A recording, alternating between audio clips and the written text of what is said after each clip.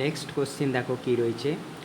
৭৮ litre মিশ্রণে spirit ও জলের অনুপাত হয়েছে 7:6।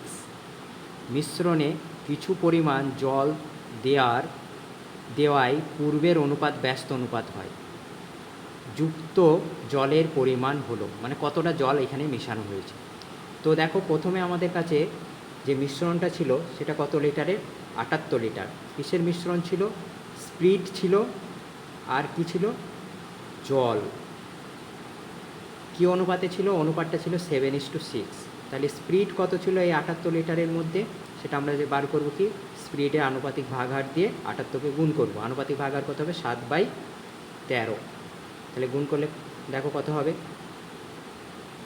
6 তেরং ৭৮, 42 লিটার।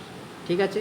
এবং একই রকমভাবে যদি আমরা জল বার করি তাহলে কত দিয়ে? জলের আনুপাতিক ভাগ হচ্ছে 6/13, গুণ করলে কত? 6। তার মানে কত হয়ে গেল? 36। তার মানে এই যে ৭৮ লিটার ছিল তার মধ্যে যে 7:6 অনুপাত স্পিরিট এবং জল ছিল, অর্থাৎ হচ্ছে কি ৭৮ লিটারের মধ্যে 42 লিটার স্পিরিট ছিল এবং জল ছিল হচ্ছে 36 লিটার। এবার কি করা হয়েছে? কিছু পরিমাণ জল মেশানো হয়েছে। আমি ধরে নিলাম ওই জলটা এক্স পরিমাণ মেশানো হয়েছে, তাহলে জলটার সঙ্গে জলটা যোগ হয়ে যাবে, কিন্তু স্পিরিট কোনো রকম মেশানো হয়নি। এর ফলে কি হয়েছে? অনুপাতটা ব্যস্ত অনুপাত হয়ে যাবে, মানে এই যে অনুপাতটা আছে এটা ব্যস্ত অনুপাত হয়ে যাবে, মানে হয়ে যাবে কত? 7:6টা 6:7।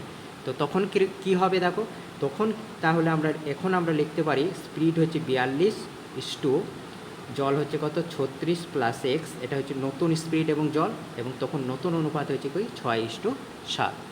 তো এখান থেকে আমরা যদি সমাধান করি এক্সের মান বার করলে আমাদের অ্যান্সার হয়ে যাবে। তাহলে দেখো 42/36 প্লাস এক্স সমান 6/7।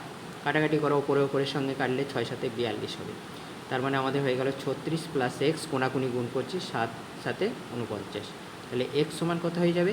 49 মাইনাস 36, বিয়োগ করলে কত হয়ে যাবে? 6×3=13।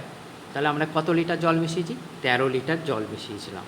ঠিক আছে। তো আমাদের সঠিক অ্যান্সার হয়ে গেল অপশন সি।